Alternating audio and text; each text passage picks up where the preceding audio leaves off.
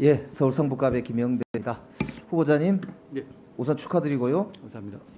정의의 수호자, 공익의 수호자가 되시길 바라고 윤석열의 수호자, 그리고 김건희의 수호자가 아니고 공익의 수호자가 되실 걸로 다짐을 하고 지금 이 자리에 나오셨죠? 예, 명심하겠습니다.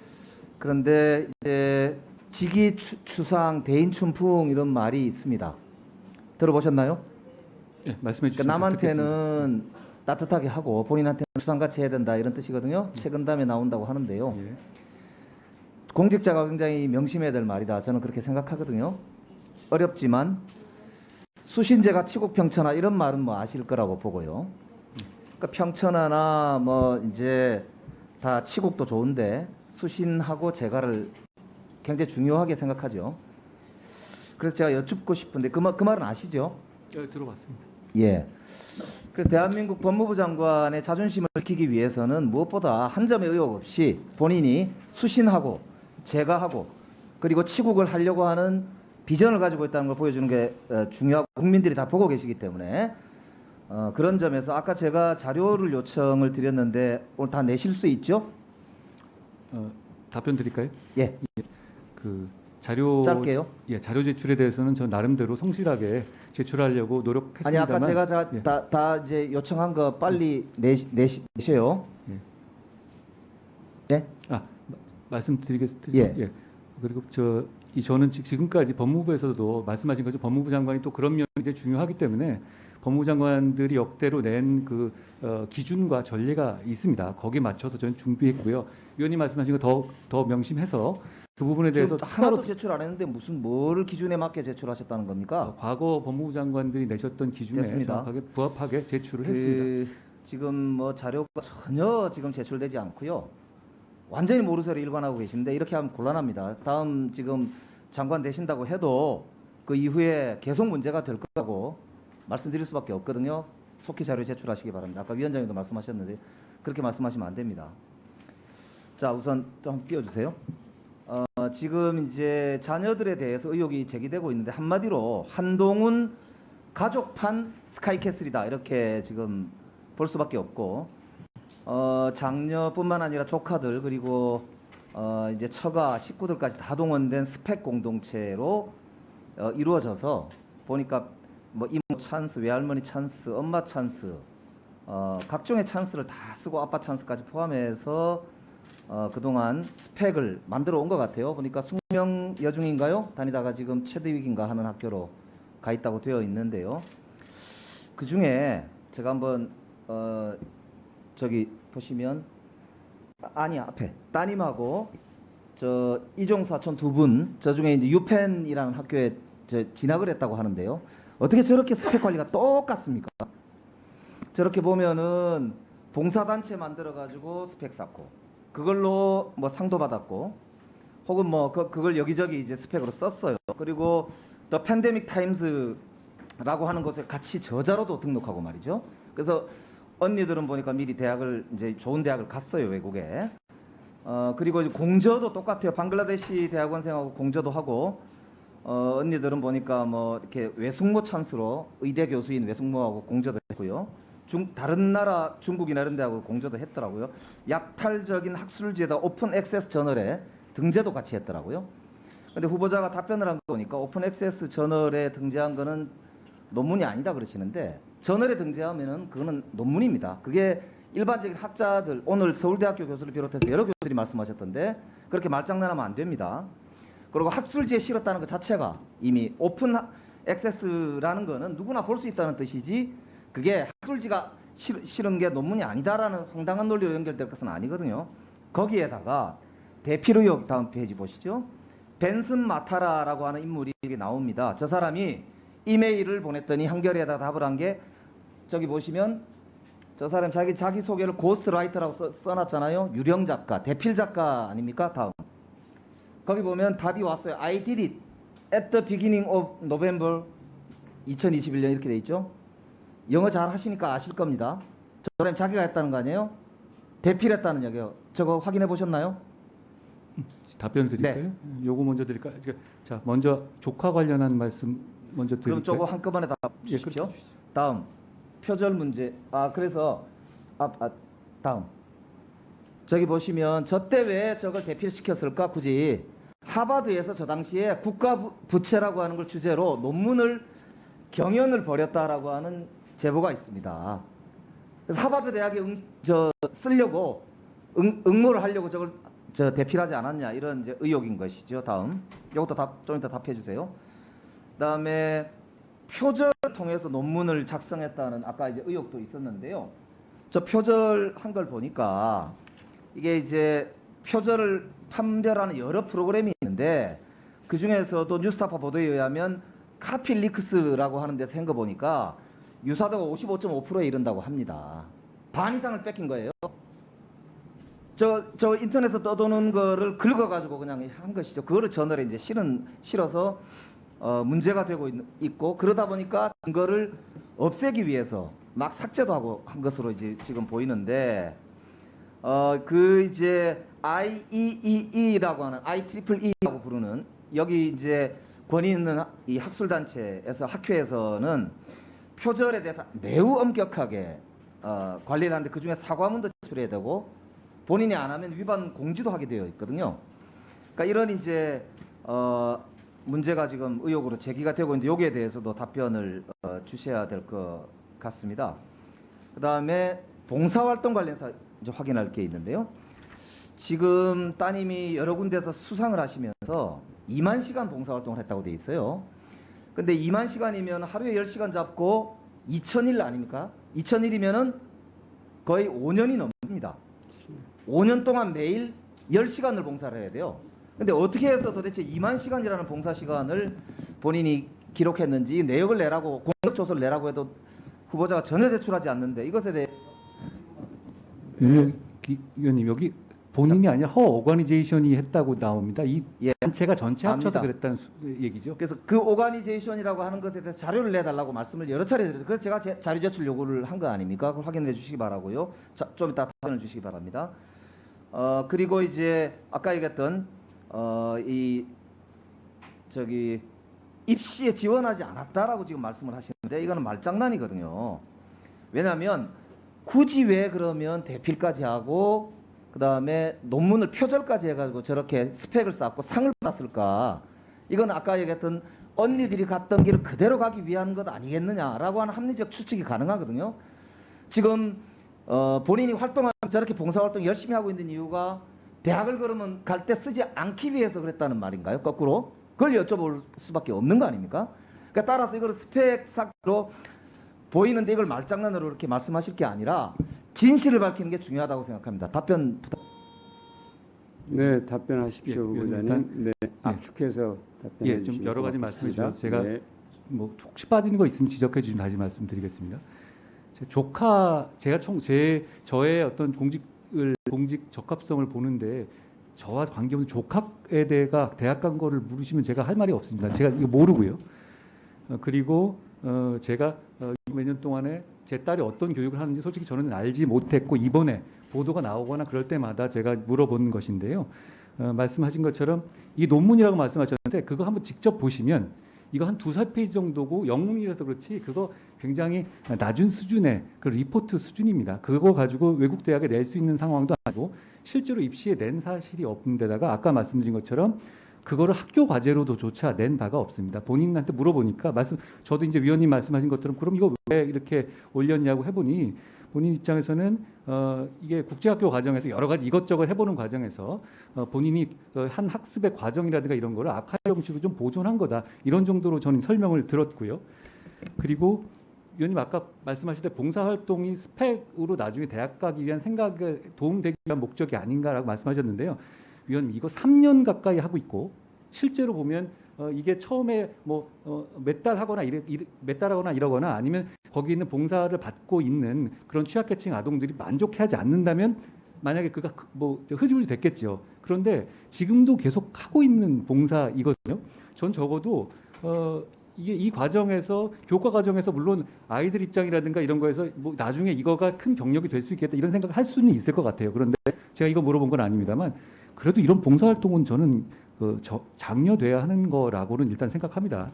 그리고 아까 말씀하신 논문 그 두세 페이지 말씀하셨고 그리고 이 실제로 보시면 굉장히 조악한 수준입니다.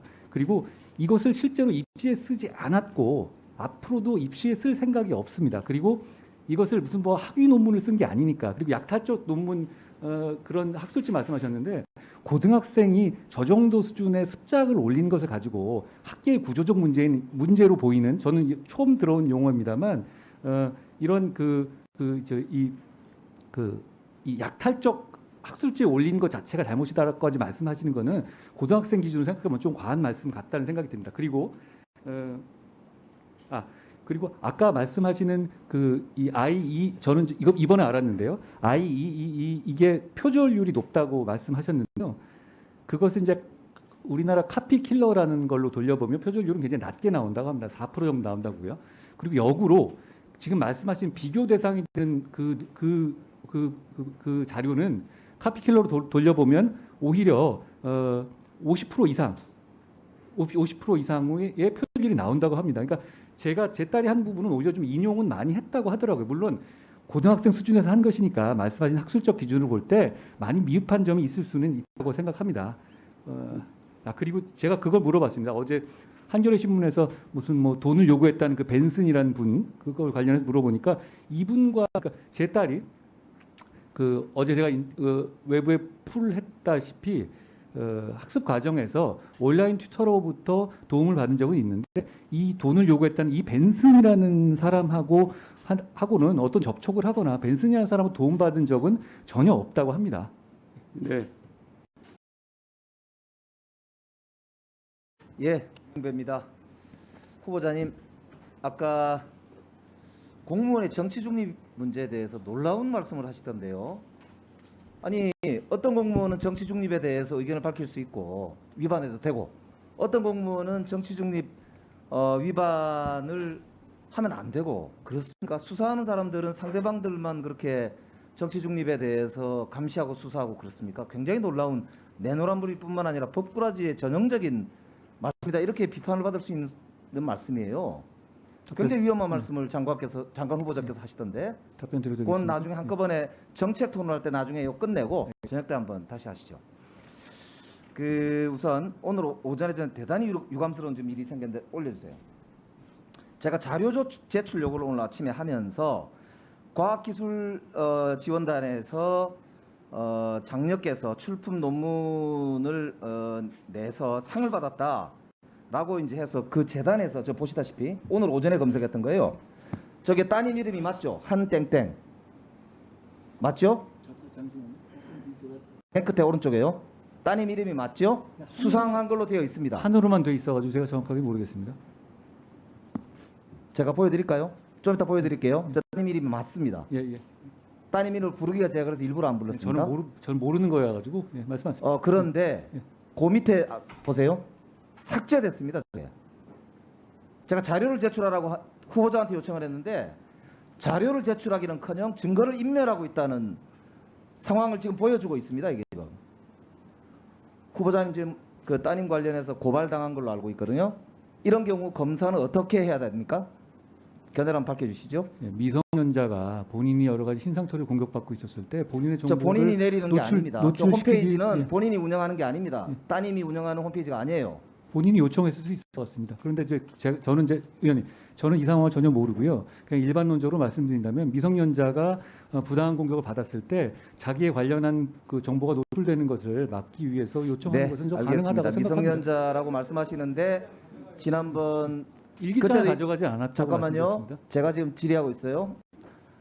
지난번에 그 여고생들 시험 유출 문제 다룰 때는 처벌받아야 될 사람들에 대해서 제대로 수사하지 못해서 더 미안하다고 분명히 입장을 밝히셨습니다. 근데 지금은 예. 자신의 자녀라고 해서 오히려 미성년자임을 지금 내세우고 계신 것 같은데요. 이거는 전형적인 내노란불입니다. 자, 봅시다. 케냐 출신의 대필 작가 벤슨에 대해서 아까 전혀 도움을 받지 않았다고 말씀하셨죠? 제 질문에. 그죠? 저분하고 어떤 같이 도움을 받거나 그런 적은 없다고 제가 그런데 가족한테 들었습니다. 저 문서에 보세요. 속성 앞에 거. 그렇죠. 저 문서 속성. 그러니까 따님이 제출한 그 논문이라고 하는 그 에세이라고 해도 좋아요. 문서 속성이라는 게 있어요. 그걸 누르면 누가 작성했는지가 나와요. 거기에 보면은 파일에 누구라고 되어 있습니까? 작성자가. 읽어보십시오.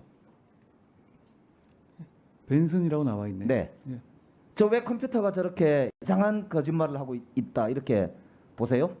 아니 제가 분명히 말씀드릴 수 있는 거는 저야 어차피 이 상황을 전혀 모르기 때문에 제 가족에게 물어서. 근데 모르는데 자, 아까 분명히 거짓 증언을 하셨어요. 아닙니다. 제가 도움을 말씀드린 받은 적이 거는 없다. 제가 저 논문 자체를 벤슨이 썼어요. 문서 속성에 그렇게 되어 있고 한겨레 신문의 이메일 질의에 대해서 ITD 그러고 돈을 달라고 beginning 했죠. of라고 예. 하는 아까 그 보셨잖아요. 예, 예. 자기가 썼다고 그랬어요. 그런데 도움을 받지 않았다고 아까 말씀하셨잖아요. 저분한테 어떤 도움을 근거로 안 그런 받았고요. 말씀하셨죠? 그게 그 원어민 튜터로부터 도움을 받은 것은 있다고 했는데 원어민 튜터를 벤슨이라고 지칭하신 겁니까? 아닙니다. 벤슨은 아니라는 얘기죠. 그러면 다른 사람한테 도움을 받았었단 말이죠. 다른 사람한테 그런데 저 받고 문서가 어째서 벤슨이 쓴 거죠? 그건 제가 모르겠습니다. 근데 저분이 따라서 후보자께서 지금 거짓말을 하고 계신 겁니다. 아니 저분이 이제 한겨레 신문에 돈까지 요구한 분 아닙니까? 그거는 돈을 받고 저 글을 쓰는 것과 마찬가지로 그 사람은 아마도 제 추측키로는 전문적으로 돈을 받고 저런 짓을 하는 사람인 거죠. 그 사람을 이용해서 대피를 시켜가지고 논문을 쓴 거예요.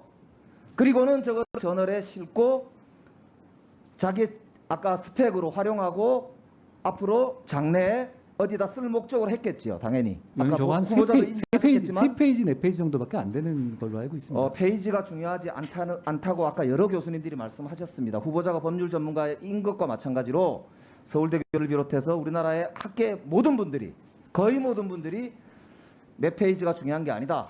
아까 얘기했잖아요. 저널은 저널지에 실으면은 저널 즉 논문으로 인정되는 것입니다. 그렇기 때문에 강변하신다고 거짓말이 숨겨지는 게 아닙니다. 또 하나 아마존 이북에 지금 그 증거들이 삭제되고 있어요. 아까 무료 수학 강의 한번 띄워보세요. 그거 말고 표 그렇지. 저 오른쪽에 거는 공짜로 떠 있는 사이트에 있는 문제들이에요. 왼쪽에 거는 따님께서 만든 소위 얘기하는 판매된 그런 이제 킨들에 올라 있는 저작물들입니다. 그대로 뺏겼어요. 그런데 우리 한동훈 후보자가 뭐라고 그랬냐면 최근 저작권자들의 허가를 받았다고 그랬죠. 최근이 언제고 허가를 언제 받았는지 확인 좀 해주시죠. 저게 그 보도가 나온 이유니까요. 한 며칠 전이라고 알고 있습니다. 며칠 전 언제죠? 보도가 난 이후에 한 거죠. 그렇죠. 예. 두 명이라고 하는 거는 누구라고 들으셨어요? 책이 2권이라고 들었는데 정확하게 모르겠습니다. 그러면 그 저작권자에게 허가를 받았다 확실히 지금 증언하시는 거죠? 그렇습니다. 예. 그건 다시 한번 확인해 보죠. 이거는 제가 알기로는 그렇지 않다고 제가 들었는데 확인해 보겠습니다. 그다음에 지금 이제 아까 컨설팅을 받지 않으셨다 이렇게 얘기했죠. 근데 장녀의 이모, 그러니까 제니진이라고 하는 분이 사이트에 운영하는 회사 이름이 북웜스라고 하는 거예요. 미국에서 입시용으로 컨설팅을 하고 하는 회사입니다. 거기에 책임자가 제니진, 잘 아시는 분일 거라고 봅니다. 부인의 언니니까요. 저분이 미국에서 저 회사를 운영합니다. 그러면서 아까 제가 표 보여드렸듯이 딸 둘을 다 유펜, 그러니까 아주 유수한 치대, 미국 최고의 치대에 진학을 시키는데 여러 스펙을 쌓았습니다. 따님께서 장녀께서도 알렉산도 똑같은 코스를 가고 있는 거예요. 1분만 더 주십시오. 다음 넘기세요. 저게 이제 제니 말고 제니진의 페이스북하고 여러 사이트들입니다. 저기 보면은 이모가 실제로 저렇게 이 운영하고 있는 소위 팬데믹 타임즈가 이모가 운영하는 게 아니냐라고 이제 추측이 되는 그런 이제 사이트인데 거기에 본인들의 딸, 그러니까 최땡땡이라고 하는 그 유펜을 갔던 그분과 알렉산 따님 장녀죠. 후보자의 장녀가 거기에 글을 많이 올렸습니다. 그러니까 이게 가족 스펙 동우회 공화국인 거예요. 그렇게 하면서 이 이모한테 저 스펙을 관리하는 것을 도움 안 받았을 리가 없다고 저는 보거든요. 그게 합리적 추측이라고 봅니다.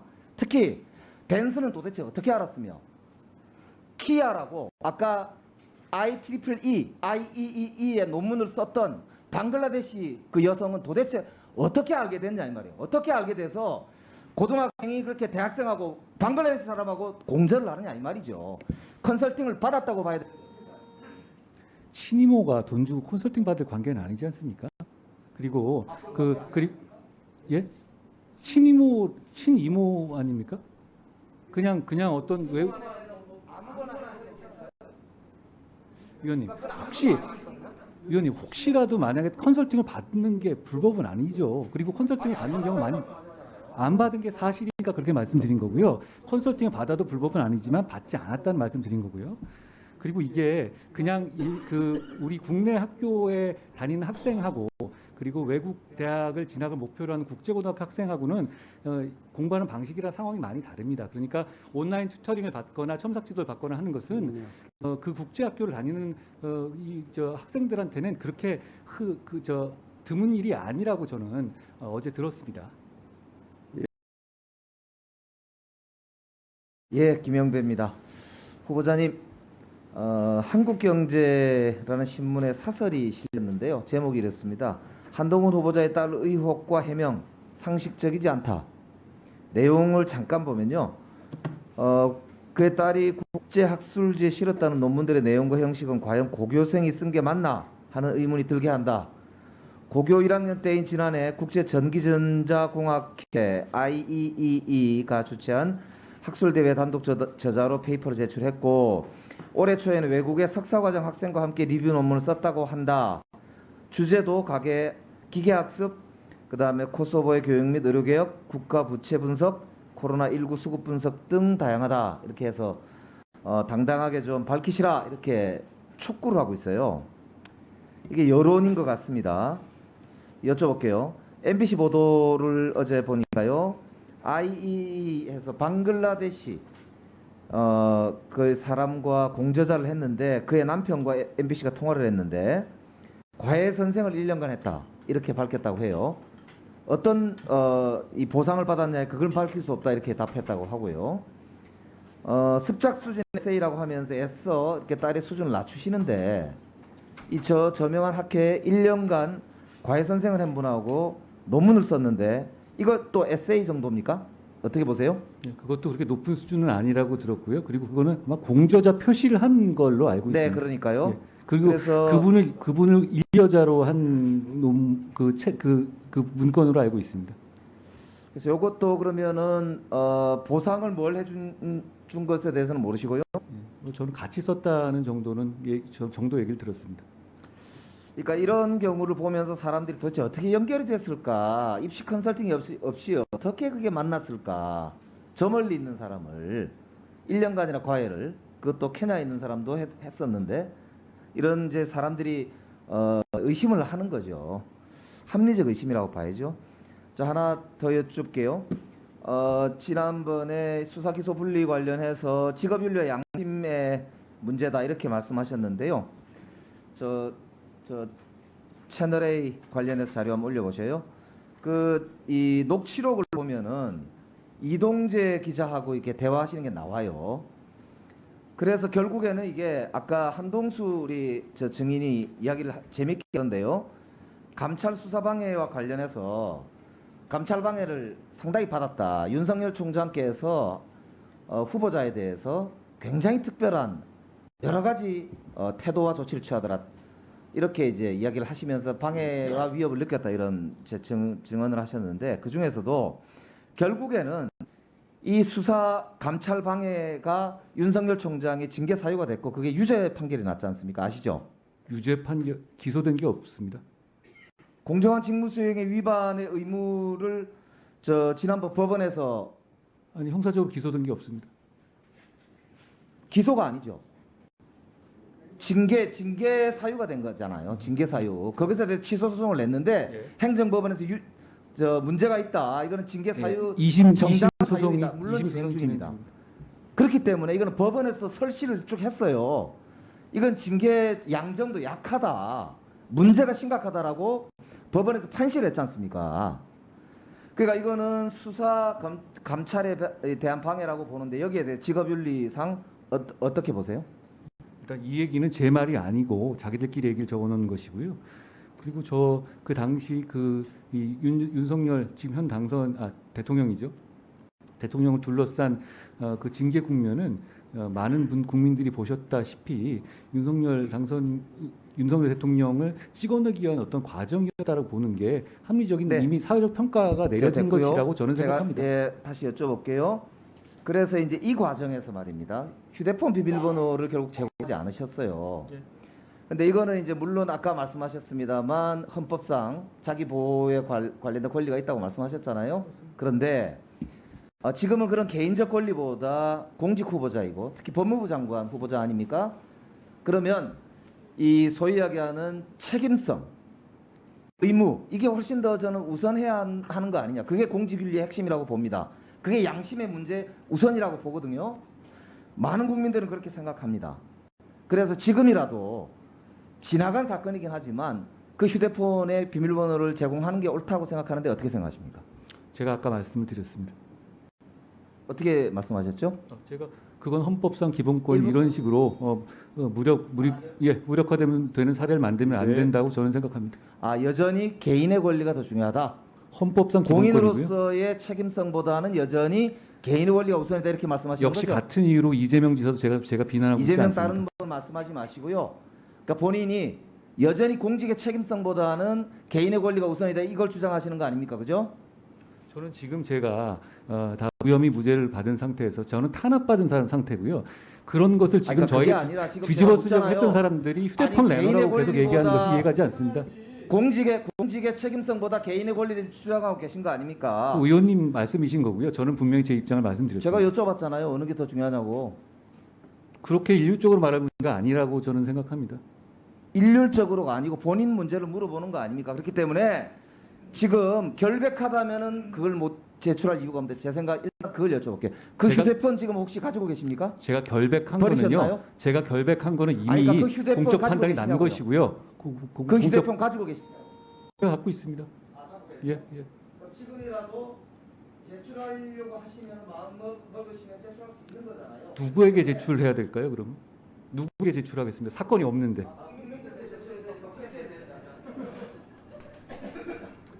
좀 무리한 말씀이라고 생각합니다. 저는 공직 후보자로서 인사청문회이기 때문에 공직 후보자의 자세를 여쭤보는 거예요. 아까 제가 여쭤봤잖아요.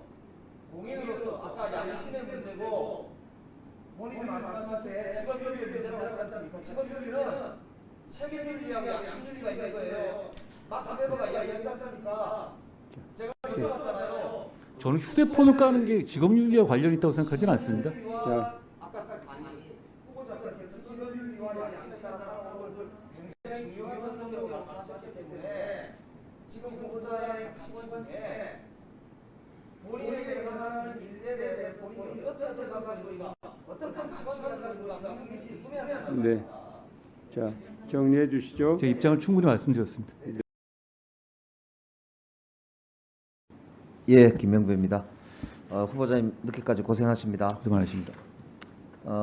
아까 이제 후보자님 답변하시면서요, 깜짝 놀란 게 있는데 국가공무원법상의 이제 공무원들의 의무와 관련해서 답변을 하시면서 검사들과 다른 공무원이 좀 다를 수 있다 이런 뉘앙스로 말씀하신 그런 걸로 제가 취지는 기억합니다. 아니었습니다. 그런 취지가 아닙니다. 아닙니까? 예. 2014년에 세월호 참사 관련해서 시국선언하고 조태투쟁에 참여했던 교사들에 대해서 2015년 6월에 국가공무원법 66조 1항 이게 뭐냐면 집단행동의 금지 즉 내용의 1항에 공무외의 일을 위한 집단행동을 해서는 안 된다라고 하는 그런 공무원 관련된 규정이에요. 이걸 위반했다고 해서 이제 수사를 하고 기소를 했습니다. 그 당시에 제가 보니까 이력서 그때 프로필 낸 걸 보니까 이 서울중앙지검의 공정거래조사부장 검사 이렇게 되어 제가요. 예, 그렇게 되어 있네요.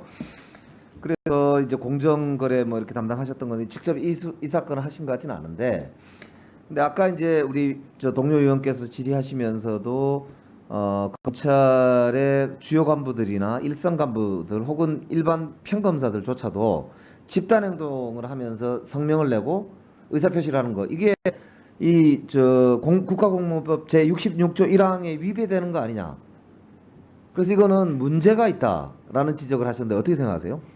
국가공무원법 그 해당 조항은 모든 집단 행동을 문제 삼는 것은 아니고요. 정치적 편향성이나 당파성이 있는 경우에 하나에 엄격하게 처벌하는 조항으로 알고 있습니다.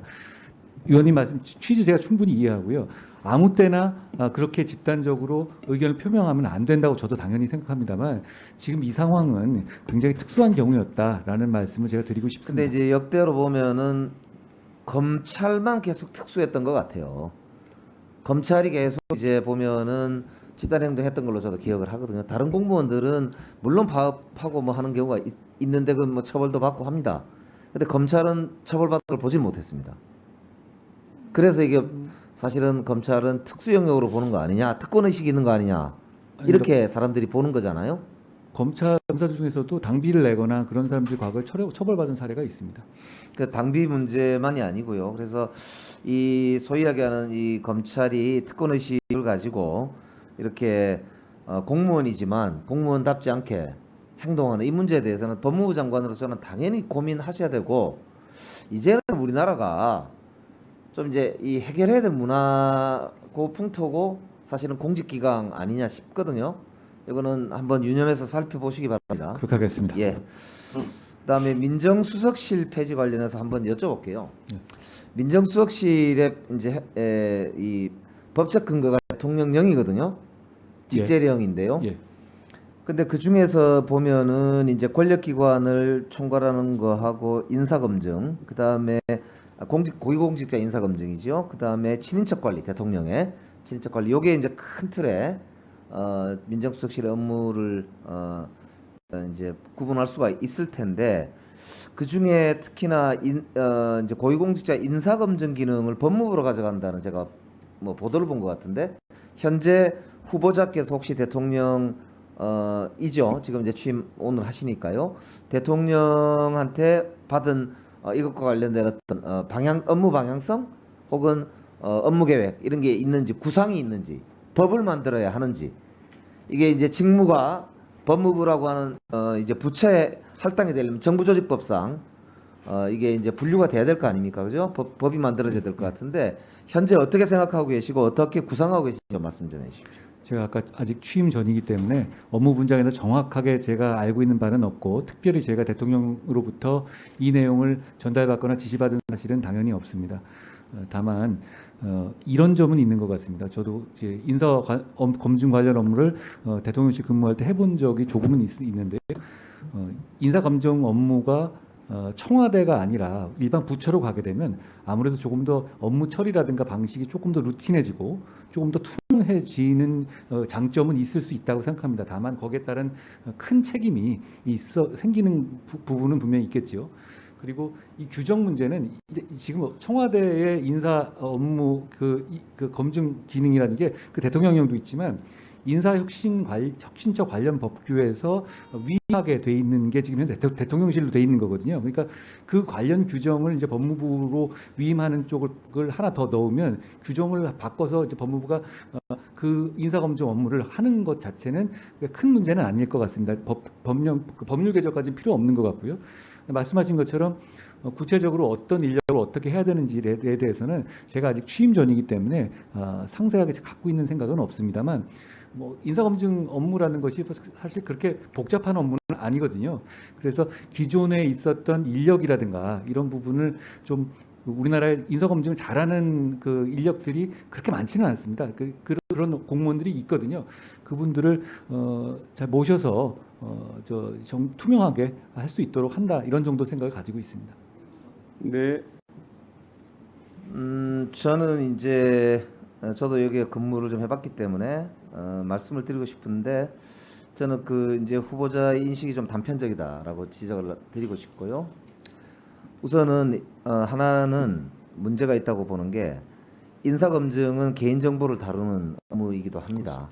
그래서 우리나라 모든 고위공직자와 주요 공공기관의 임직원의 개인정보를 한 손에 쥐게 되는 장관이 될 수 있는 점이 있는데 하나 문제는 검찰 수사기관을 거느리고 있는 것입니다. 개인정보를 고위공직자의 개인정보를 파악하고 점검하는 일과 수사의 일과 이것이 한 손에 있을 때 어떤 일이 벌어질 것인가? 예전에 국정원과 같은 사태가 발생하지 않겠는가? 이것이 이제 우려고 두 번째 이제 이거는 검증 과정이 실무적으로 보자면은 정보경찰 문제하고 연결되고 그다음에 대통령제라고 하는 특성상 과연 이게 부처가 하는 직무하고 대통령이라고 하는 기관이 직접 수행하는 인사권과 관련된 업무가 그렇게 부처의 소관으로 할 수 있는 업무냐라고 하는 문제가 직접적으로 문제가 저는 될 거라고 봅니다. 그렇다면 대통령제로서의 민주공화국의 이 구현 원리가 과연 이 법무부라고 하는 곳에서 인사검증을 통해서 대통령 인사권을 보좌하는 것이 과연 전체적인 이 제도 디자인상 타당한 것인가에 대한 저는 문제가 반드시 제기될 거라고 보거든요. 그러니까 그 문제도 논의가 돼야 되고 아까 권력기관 개혁 차원에서도 정보경찰 문제뿐만 아니고 검찰 개혁 그리고 이제 전체적인 우리 정부조직법상 이 개인정보를 다루는 문제와 그 다음에 인재를 육성하고 관리하고 하는 국가인재관리 시스템과 관련해서도 저는 이제 전체적인 점검. 예. 그 나중에 어차피 법을 저는 그래서 다뤄야 될 것 같거든요. 그래서 혹시 이제 오늘 노조가 어떻게 될지 모르지만은 저는 그 문제를 좀 지적해 보고 싶어서. 예. 위원님 말씀 대단히 감사하고요. 제가 아직까지 그 부분에 대해서 여러 가지로 깊이 생각할 만한 그 여유가 있지는 않았습니다. 제가 저는 사실 이 업무를 혹시 법무부가 맡게 되고 제가 장관이 된다면 정말 이 업무를 선의로 하고 싶습니다. 그리고 이걸 가지고 말씀하신 그런 식의 우려가 안 나오게 제도를 설계하고 싶습니다. 제가 하게 되면 위원님께 한번 조언을 구하도록 하겠습니다.